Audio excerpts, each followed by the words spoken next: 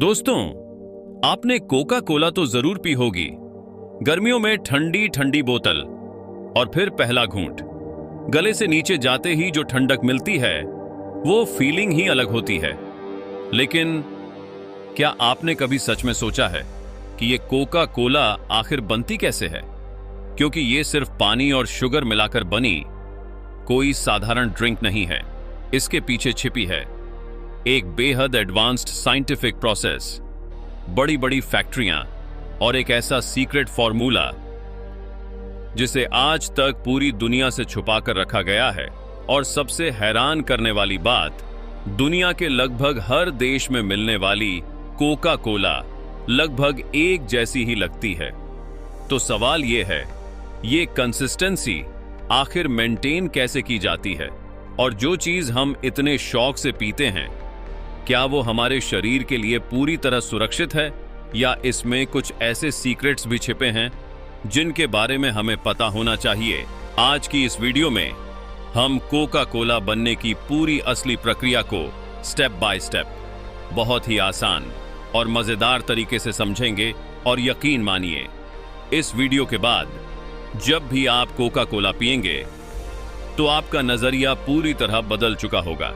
लेकिन उससे पहले एक छोटी सी बात, ऐसी डिटेल्ड और रिसर्च बेस्ड वीडियो बनाने में काफी मेहनत लगती है, इसलिए वीडियो को अंत तक जरूर देखिएगा, क्योंकि हर स्टेप में कुछ नया और इंटरेस्टिंग सामने आने वाला है। तो चलिए शुरू करते हैं। दोस्तों, एक छोटी सी इंटरेस्टिंग बात, कोका कोला को पहली बार बनाया गया था और इसे ओरिजिनली एक दवा के रूप में बेचा जाता था। जी हां, शुरुआत में लोग इसे सिरदर्द और थकान दूर करने के लिए पीते थे। धीरे धीरे लोगों को इसका टेस्ट इतना पसंद आया कि ये एक सॉफ्ट ड्रिंक बन गई और आज ये दुनिया के सबसे ज्यादा बिकने वाले बेवरेजेस में से एक है। सोचिए, एक छोटी सी दवा से शुरू हुई चीज आज अरबों डॉलर की इंडस्ट्री बन चुकी है। अब अगर हम इसके बनाने की प्रक्रिया को समझें तो इसे 4 हिस्सों में बांटा जा सकता है। पहला, इंग्रेडिएंट्स, यानी इसमें क्या क्या डाला जाता है। दूसरा, मैन्युफैक्चरिंग प्रोसेस। तीसरा, बॉटलिंग और पैकेजिंग। सबसे पहले बात करते हैं इंग्रेडिएंट्स की। कोका कोला का लगभग 80 से 90% हिस्सा सिर्फ पानी होता है। लेकिन यह कोई नॉर्मल पानी नहीं होता। फैक्ट्री में आने वाले पानी को कई स्टेप्स में साफ किया जाता है। सबसे पहले उसे बड़े बड़े फिल्टर से गुजारा जाता है, जहां मिट्टी, धूल और छोटे पार्टिकल्स हटा दिए जाते हैं। फिर एक्टिवेटेड कार्बन फिल्टर्स का इस्तेमाल होता है, जो पानी से बैड स्मेल और अनवांटेड केमिकल्स को हटाते हैं। इसके बाद आता है रिवर्स ऑस्मोसिस प्रोसेस, जिसमें पानी को इतने बारीक स्तर पर साफ किया जाता है कि बहुत छोटे छोटे इंप्योरिटीज भी निकल जाती हैं। और आखिर में जरूरी मिनरल्स को दोबारा मिलाया जाता है ताकि हर जगह टेस्ट एक जैसा बना रहे।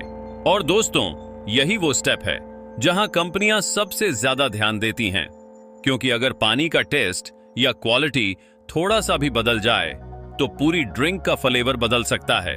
इसीलिए हर फैक्ट्री में लोकल वाटर को डायरेक्टली यूज नहीं किया जाता। पहले उसे पूरी तरह न्यूट्रल बनाया जाता है और फिर स्टैंडर्ड टेस्ट के हिसाब से तैयार किया जाता है। यानी असल में कोका कोला का स्वाद पानी से ही कंट्रोल होता है। इसी वजह से दिल्ली हो या दुबई, कोका कोला का स्वाद लगभग एक जैसा ही लगता है। अब बात करते हैं शुगर की, या फिर कुछ देशों में हाई फ्रुक्टोज कॉर्न सिरप से। यह सिरप असल में मकई यानी कॉर्न से बनाया जाता है, जिसमें ग्लूकोज को केमिकल प्रोसेस से फ्रुक्टोज में बदला जा गिराता है। फ्रुक्टोज ज्यादा मीठा होता है, इसलिए कम मात्रा में भी ज्यादा मिठास देता है। लेकिन दोस्तों, यहीं से कंट्रोवर्सी भी शुरू होती है, क्योंकि कई एक्सपर्ट्स मानते हैं कि high fructose corn syrup normal sugar से ज्यादा हानिकारक हो सकता है। यह शरीर में जल्दी एब्जॉर्ब होता है और फैट में जल्दी कन्वर्ट हो सकता है। इसी वजह से कुछ देशों में कंपनियां अब धीरे धीरे फिर से नॉर्मल शुगर की तरफ लौट रही हैं। अब आता है सबसे इंटरेस्टिंग हिस्सा, सीक्रेट सिरप। दोस्तों, कोका कोला का असली स्वाद इसी में छिपा है। इस सिरप को अक्सर मर्चेंडाइज 7X कहा जाता है और इसकी पूरी रेसिपी आज भी पब्लिक नहीं है, लेकिन रिसर्चर्स के अनुसार इसमें वनीला, सिनेमन, सिट्रस ओनियल्स जैसे लेमन और ऑनरेंस एक्सट्रैक्ट्स और कुछ एरोमेटिक कंपाउंड्स मिलाए जाते हैं। यह सिरप बहुत कंसंट्रेटेड होता है और इसे बहुत ही सटीक मात्रा में मिलाया जाता है। अगर इसमें थोड़ा सा भी फर्क आ जाए तो टेस्ट पूरी तरह बदल सकता है। और सबसे इंटरेस्टिंग बात, इस सीक्रेट फॉर्मूला को लेकर एक कहानी काफी फेमस है।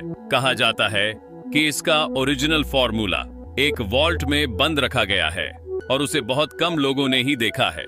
यहाँ तक कि कंपनी के अंदर भी हर व्यक्ति को पूरी जानकारी नहीं होती, बल्कि अलग अलग हिस्सों में जानकारी बांटी जाती है ताकि पूरा फॉर्मूला कोई एक व्यक्ति ना जान सके। यानी यह सिर्फ एक ड्रिंक नहीं, बल्कि एक वेल प्रोटेक्टेड सीक्रेट है। अब चलते हैं मैन्युफैक्चरिंग प्रोसेस की तरफ। सबसे पहले एक बड़ा मिक्सिंग टैंक लिया जाता है। इसमें प्यूरिफाइड वाटर डाला जाता है और फिर उसमें शुगर या सिरप मिलाया जाता है। इस प्रोसेस को सिरप ब्लेंडिंग कहा जाता है। यहाँ हाई स्पीड मिक्सर्स का इस्तेमाल होता है ताकि हर चीज अच्छी तरह घुल जाए। इसके बाद इस मिक्सचर में फ्लेवरिंग कंसंट्रेट मिलाया जाता है। यह बहुत सेंसिटिव स्टेप होता है क्योंकि यही तय करता है कि कोका कोला का फाइनल टेस्ट कैसा होगा। इस दौरान पूरी प्रोसेस कंप्यूटराइज्ड होती है ताकि हर बैच में बिल्कुल सेम रेशियो मेंटेन रहे। अब आता है कार्बोनेशन। दोस्तों, यही वो स्टेप है जो कोका कोला को सॉफ्ट ड्रिंक बनाता है। इसमें लिक्विड को बहुत ठंडा किया जाता है, लगभग 0 से 4 डिग्री सेल्सियस तक, क्योंकि ठंडे लिक्विड में गैस ज्यादा अच्छी तरह घुलती है। फिर हाई प्रेशर के साथ कार्बन डाइऑक्साइड गैस डाली जाती है। यह गैस लिक्विड में घुल जाती है और कार्बोनिक एसिड बनाती है, जो हल्की सी एसिडिटी और वो शार्प टेस्ट देता है। जब आप बोतल खोलते हैं तो प्रेशर कम हो जाता है और गैस बबल्स के रूप में बाहर निकलती है, इसीलिए आपको फुस की आवाज सुनाई देती है। और दोस्तों, यही कार्बोनेशन एक और काम करता है।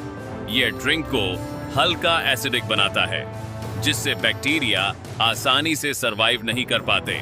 यानी यह सिर्फ टेस्ट ही नहीं बढ़ाता, बल्कि ड्रिंक को सेफ रखने में भी मदद करता है।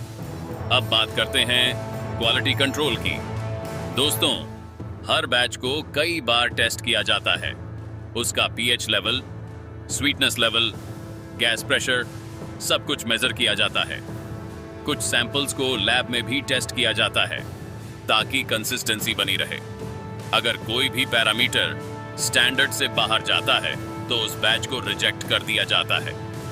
कई बड़ी फैक्ट्रियों में रोबोट्स और एआई सिस्टम्स का इस्तेमाल होता है, जो हर बोतल को स्कैन करते हैं और सबसे छोटा डिफेक्ट भी पकड़ लेते हैं। इससे यह सुनिश्चित होता है कि मार्केट में जाने वाली हर बोतल पूरी तरह परफेक्ट हो। अब आता है बॉटलिंग प्रोसेस। खाली बोतलों को सबसे पहले पूरी तरह स्टेरिलाइज किया जाता है। उनमें हाई प्रेशर हॉट वाटर और सैनिटाइजिंग केमिकल्स डाले जाते हैं ताकि कोई भी बैक्टीरिया ना बचे। इसके बाद ऑटोमेटिक फिलिंग मशीनों में कोका कोला को बोतलों में भरा जाता है। यह प्रोसेस बहुत तेज होता है। सिर्फ 8 मिनट में सैकड़ों बोतलें भर जाती हैं।